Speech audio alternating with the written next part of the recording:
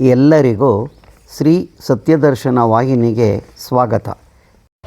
ಪ್ರಿಯ ವೀಕ್ಷಕರೇ, ಇಂದು ನಿಮ್ಮನ್ನು ತುಮಕೂರು ಜಿಲ್ಲೆ ಚಿಕ್ಕನಾಯಕನಹಳ್ಳಿ ತಾಲ್ಲೂಕಿನಲ್ಲಿರುವ ಪಂಕಜನಹಳ್ಳಿ KB ಕ್ರಾಸ್ನಿಂದ 3 ಕಿಲೋಮೀಟರ್ ದೂರದಲ್ಲಿರುವ ಪಂಕಜನಹಳ್ಳಿಗೆ ಕರೆದುಕೊಂಡು ಹೋಗುತ್ತಿದ್ದೇನೆ. ಇಲ್ಲಿರುವ ಅತಿ ಪುರಾತನ 101 ಉದ್ಭವ ಲಿಂಗಗಳನ್ನೊಳಗೊಂಡಿರುವ ಶ್ರೀ ಮಲ್ಲಿಕಾರ್ಜುನ ಸ್ವಾಮಿಯ ಬಗ್ಗೆ ತಿಳಿಯೋಣ ಬನ್ನಿ.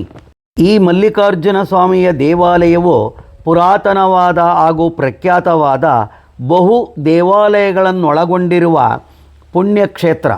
ಈ ದೇವಾಲಯಗಳು ಗಂಗರಸರ ಕಾಲದಲ್ಲಿ ನಿರ್ಮಾಣವಾಗಿರಬಹುದೆಂದು ಕ್ರಿಸ್ತಶಕ 1529 ಶಾಸನದಲ್ಲಿ ತಿಳಿಸಲಾಗಿದೆ.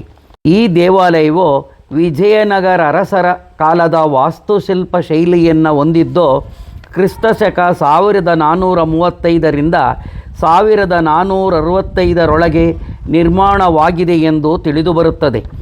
ಇಲ್ಲೇ ಇರುವ ಶಾಸನವೊಂದರಲ್ಲಿ ಮಲ್ಲಿಕಾರ್ಜುನ ಸ್ವಾಮಿಗೆ ಸಾರ್ವಜನಿಕರ ಸಮ್ಮುಖದಲ್ಲಿ ಶಿವರಾತ್ರಿ ಎಂದು ವರ್ಷಕ್ಕೊಮ್ಮೆ ರಥೋತ್ಸವ ಆಚರಿಸುತ್ತಿದ್ದರೆಂದು, ಈ ರಥೋತ್ಸವಕ್ಕೆ ವಿಜಯನಗರದ ಅರಸ ಶ್ರೀ ಕೃಷ್ಣದೇವರಾಯನು ಪ್ರತಿ ವರ್ಷ ತಪ್ಪದೆ ಬರುತ್ತಿದ್ದನೆಂದು ತಿಳಿಯಲಾಗಿದೆ.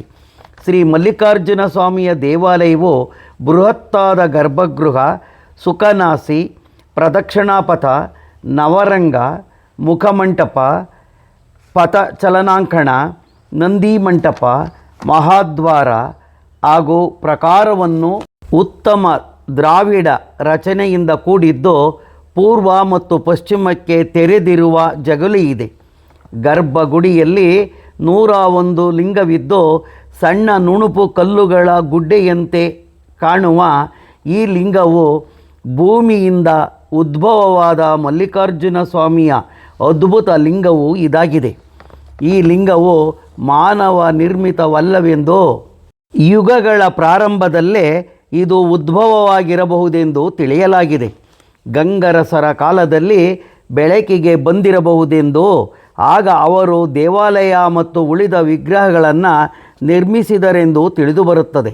ಆಗಲವಾಡಿ ಪಾಳ್ಯಗಾರ ಮುದಿಯಪ್ಪ ನಾಯಕ ಮತ್ತು ಅವನ ಮಗ ರಾಮಪ್ಪ ನಾಯಕರು ಈ ದೇವಾಲಯದ ಕೆಲವು ಭಾಗ ನಿರ್ಮಾಣ ಮಾಡಿರಬಹುದೆಂದು ತಿಳಿಸುತ್ತಾರೆ.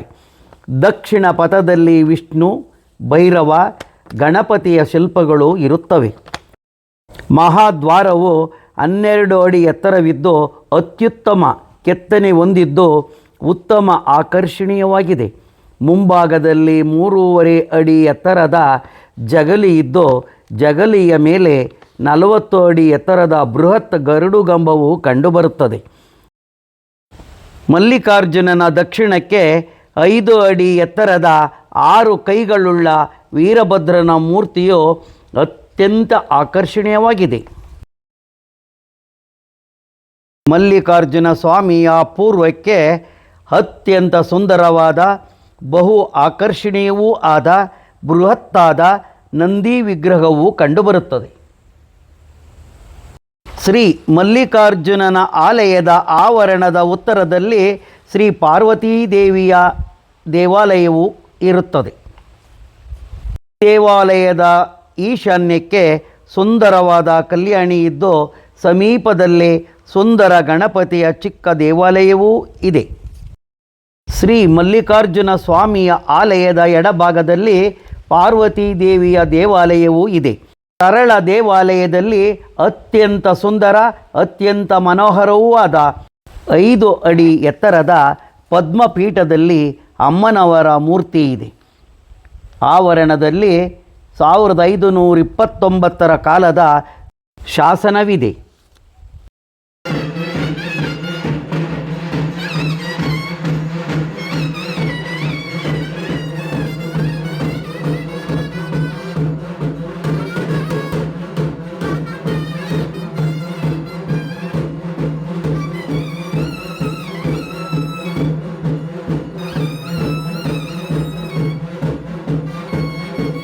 ಈ ಶಾಸನದಲ್ಲಿ ಎಡಭಾಗದಲ್ಲಿ ಸುಮಾರು 150 ಮೀಟರ್ ಅಂತರದಲ್ಲಿ ವಿಶಾಲವಾದ ಕಲ್ಯಾಣಿಯೂ ಇರುತ್ತದೆ. 1 ಎಕರೆ ವಿಸ್ತೀರ್ಣದಲ್ಲಿ ಚೌಕಾಕಾರದಲ್ಲಿ ನಿರ್ಮಾಣವಾಗಿರುತ್ತದೆ. ಮಧ್ಯದಲ್ಲಿ ಮಂಟಪವನ್ನು ನಿರ್ಮಿಸಲಾಗಿದೆ. 4 ಕಂಬಗಳ ಹೊರಮೈಯಲ್ಲಿ ಶಿಲ್ಪಕಲೆಯನ್ನು ಕೆತ್ತಲಾಗಿದೆ. ಪೂರ್ವ ಕಾಲದಲ್ಲಿ ಜಾತ್ರಾ ಸಂದರ್ಭದಲ್ಲಿ ಶ್ರೀ ಮಲ್ಲಿಕಾರ್ಜುನ ಸ್ವಾಮಿಯನ್ನು ಮತ್ತು ಅಮ್ಮನವರ ತೆಪ್ಪೋತ್ಸವವನ್ನು ನಡೆಸುತ್ತಿದ್ದ ಬಗ್ಗೆ ಈ ಶಾಸನದಲ್ಲಿ ಉಲ್ಲೇಖವಿದೆ. ಹಾಗೂ ಈ ಕಲ್ಯಾಣಿಯಿಂದ ಪೂಜಿಸಿದ ಗಂಗಾಜಲವನ್ನು ತೆಗೆದುಕೊಂಡು ಬಂದು ಸ್ವಾಮಿಗೆ ಹಾಗೂ ಅಮ್ಮನವರಿಗೆ ಅಭಿಷೇಕ ಮಾಡುತ್ತಿದ್ದರೆಂದು ತಿಳಿದುಬರುತ್ತದೆ. ಮದುವೆಯಾಗದ ಹೆಣ್ಣು ಮತ್ತು ಗಂಡು ಮಕ್ಕಳಾಗದ ದಂಪತಿಗಳು ಪಾರ್ವತಿ ಅಮ್ಮನವರಿಗೆ ಅರ್ಚನೆ ಇತ್ಯಾದಿ ಪೂಜೆ ಮಾಡಿಸಿ ಗಂಗಾಜಲವನ್ನು ಹಾಕಿಸಿಕೊಂಡರೆ 1 ವರ್ಷದೊಳಗೆ ಹರಕೆ ಫಲಿಸುತ್ತದೆ ಎಂದು ಹೇಳುತ್ತಾರೆ.